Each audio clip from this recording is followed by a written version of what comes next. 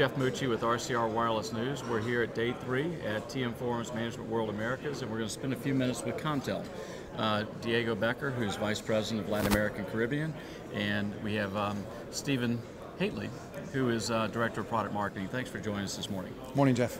Great to be here. Thank you. A couple weeks ago, you made an announcement about your next generation fulfillment program. Can you talk a little bit more about what that product is and what it really means to your customers?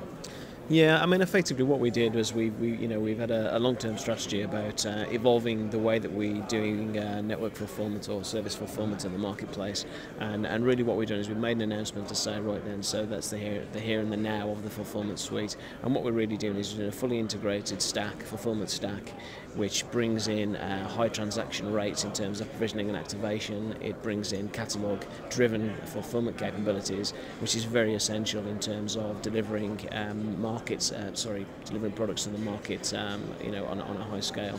And we're seeing, recent announcements from a recent customer that we closed in Asia Pacific, who's basically bought our product because they recognise the need to use catalog to rapidly get those products designed into the market, and that's really been one of the big things for us.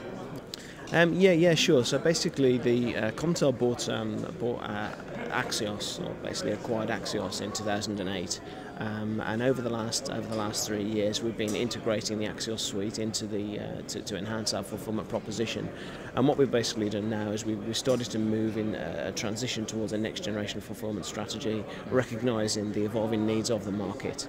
And it just so happened that by selling the Axios assets to Cisco have benefited because they were looking for substantiating their fulfillment suite, and at the same time it's allowed us to progress and carry on with our next generation fulfillment strategy. Okay. Going back to your question regarding real-time and business management or analytics, we're seeing a lot of a big focus in the whole industry, both from the vendors and also from the customers, on getting more information out of their data and acting on that information real time in order to get to the customer on a very personalized way and improving the relationship with them. And that's all about managing the customer experience. One of the topics of this event here in Orlando, and one of the main changes that we saw compared to the other years, it was about customer experience, how we can do more for our customers, how we can get closer to the customer on a one-on-one basis, and that's precisely what Comptel is doing right now. It's leveraging the assets on the fulfillment side and also on the control and charge, including the mediation, and getting real-time information that you can act on and get back to your customers. The second part of your question about this show, for the past years we've been here, the main focus of Management World Americas was mainly North America.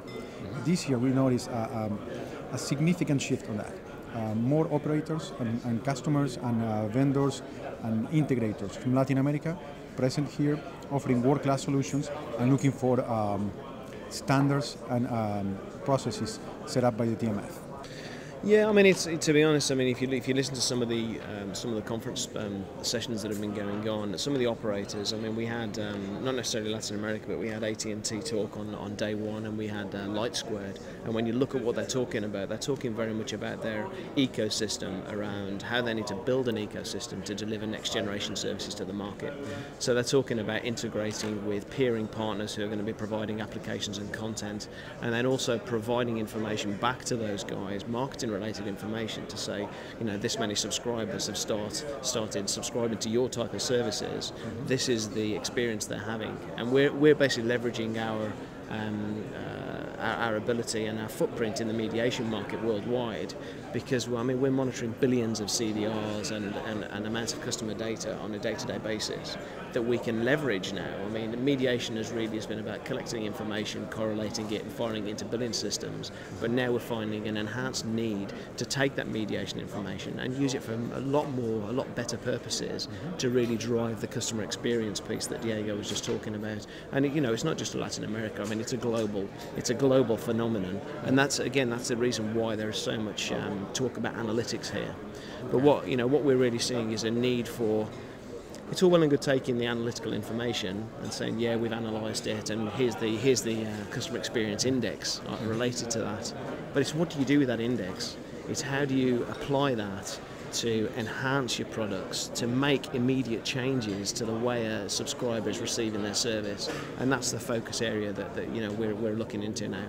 And it's allowing Comptel to Like Diego said, we've been in this area for like 25 years now, been doing this business. But now we see a real opportunity. The way the market has shifted, the dynamics, the way that the application and content is driving service adoption, and we've got a real opportunity to leverage the knowledge that we've got, the mediation and our next generation fulfillment capability with this fully integrated stack to really make a difference to the way these services are being delivered. Yeah, I think one of the biggest things in terms of our next generation fulfillment strategy and the products which are going to be rolling out within the next 6 to 12 months is we're putting a new framework in place.